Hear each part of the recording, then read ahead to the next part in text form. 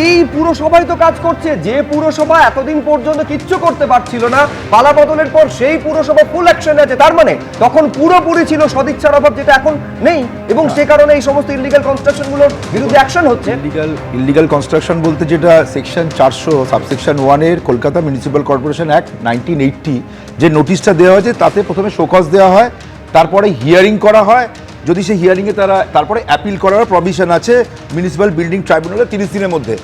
আমি বলছি যে বিল্ডিংয়ে মানুষ বসবাস করেন সেই বিল্ডিংয়ের কোন পোর্শন খুব ইম্পর্টেন্ট, আনঅথরাইজড, আর কোন পোর্শনটা অথরাইজড সেটা কিন্তু চিহ্নিত করা দরকার।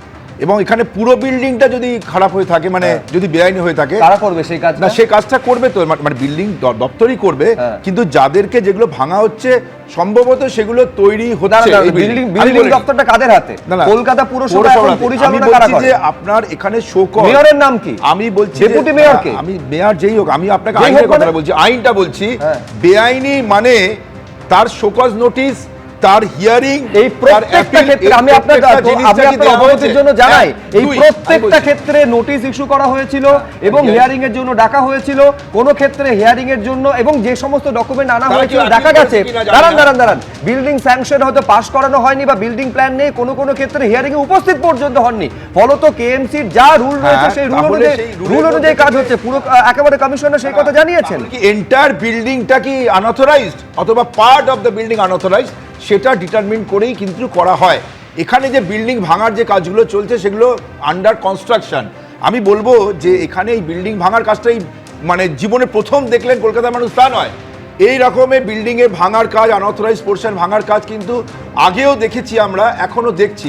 কিন্তু এখন যেটা দেখছি যে এখন মন্ত্রী উপস্থিত হয়ে আমি বলছি তথ্যগুলো খুব তাড়াতাড়ি ভুলে যাচ্ছেন ভাস্করদা, যে যখন পুরসভার লোকেরা যাচ্ছে সেই বিল্ডিংকে ডেমোলিশ করার জন্য কারা বিক্ষোভ দেখিয়েছিল, কারা বাধা দিয়েছিল, সেটা ছিল তৎকালীন শাসক দল তৃণমূল কংগ্রেস।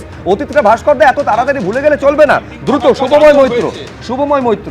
দেখুন, দুটো বিষয় নিয়ে আলোচনা করতে হবে এবং এটা নিশ্চয়ই বিমল দ্বারা ভাবছেন ক্ষমতায় এসে।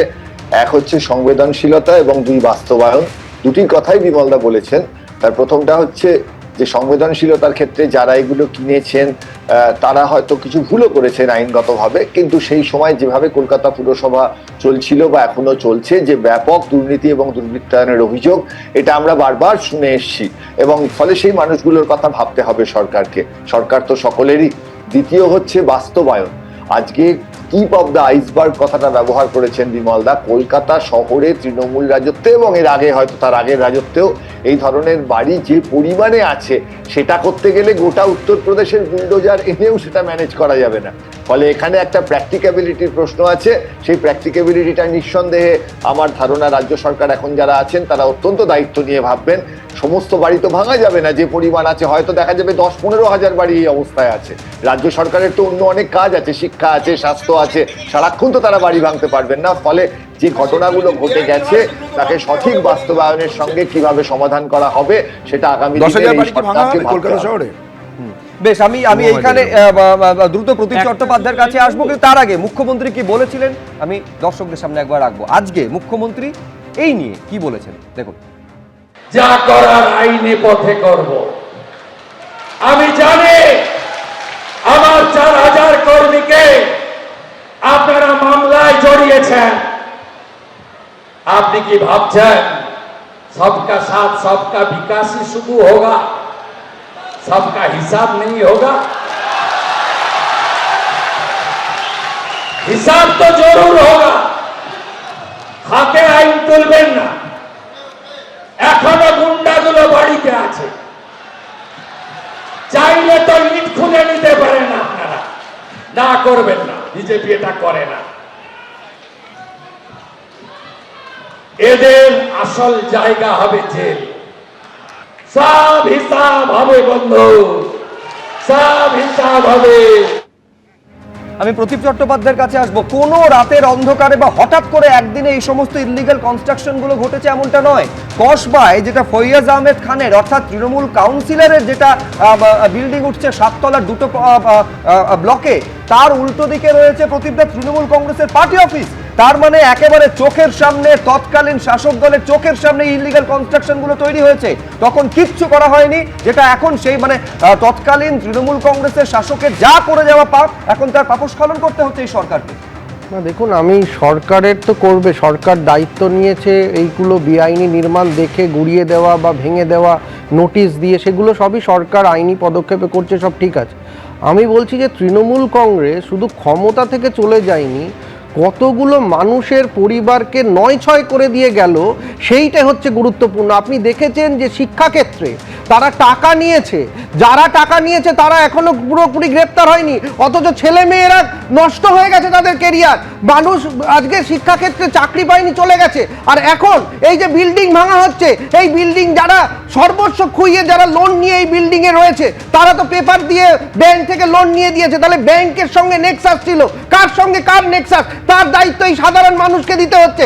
আজকে তৃণমূল কংগ্রেসকে কতটা বাজে জায়গায় নিয়ে গেছে এই পশ্চিমবঙ্গকে, যে সমস্ত কিছু পুরো পশ্চিমবঙ্গকে ছাড়খাড় করে দিয়েছে। আপনি আইনের কথা বলছেন, আইনের কথা অবশ্যই যে আপনাকে বেআইনি নির্মাণ ভাঙতে হবে, কিন্তু এই বেআইনি নির্মাণ যারা কাগজ দেখিয়ে আপনার লোন নিয়ে বাড়ি করে সেখানে বসবাস করছে, আজকে তাদের কি হবে? আজকে তারা কোথায় যাবে? তাদের ক্ষতিপূরণ কে দেবে? রাজায় রাজায় যুদ্ধ হতে পারে, সাধারণ মানুষকে কেন অসুবিধায় পড়তে হবে?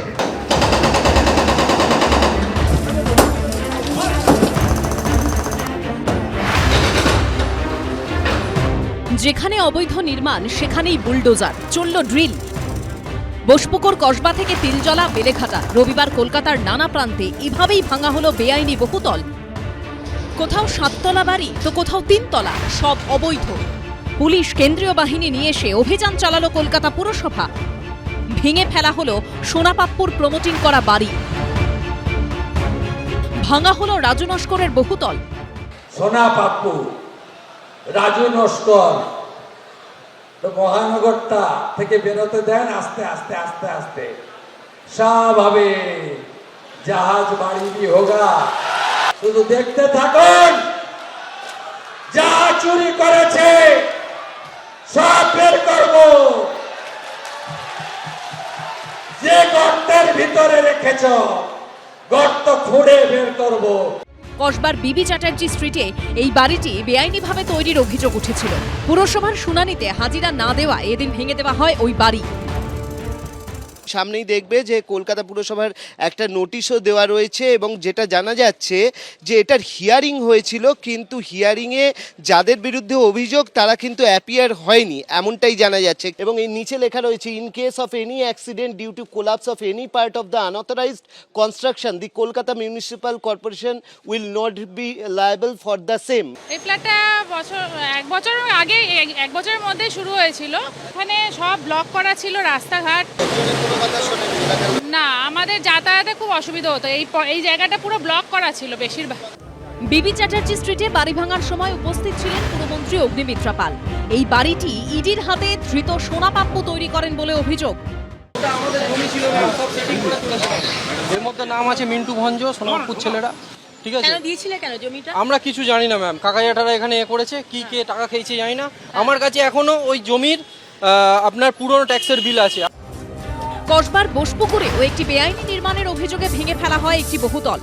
জবের থেকে ইলিগাল কনস্ট্রাকশন শুরু হয়েছে, রাস্তায় হাঁটা চলার জায়গা নেই, এবং এটা দরকার ছিল। মানে আমাদের এখানে দুর্গাপুজো হয়, এই দুর্গাপুজো বন্ধ করে দেবে বলেছিল এরা, যে দুর্গাপুজো করতে দেবে না, এই বিল্ডিং উঠে গেলে দুর্গাপুজো বন্ধ।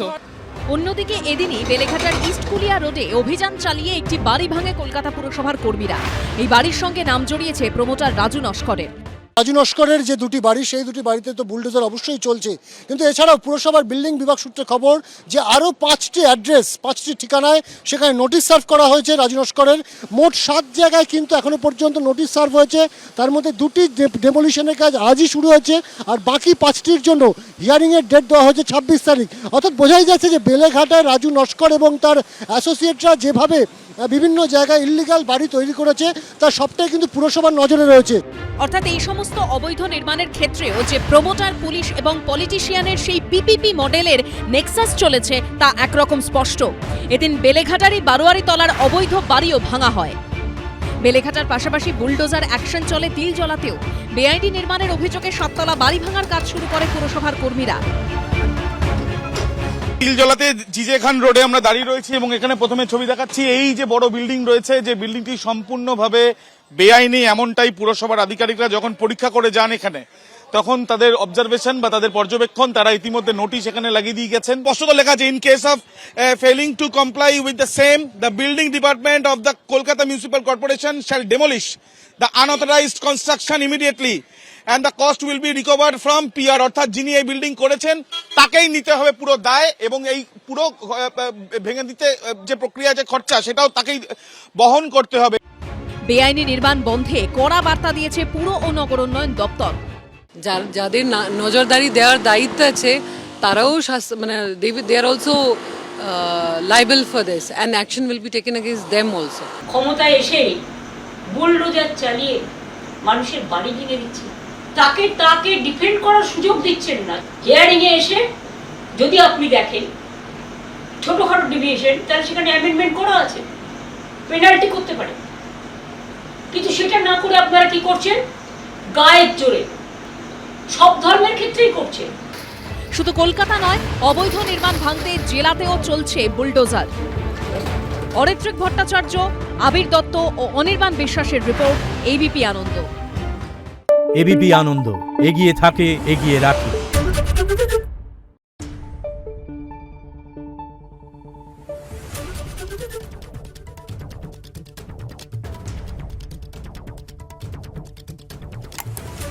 Thank you.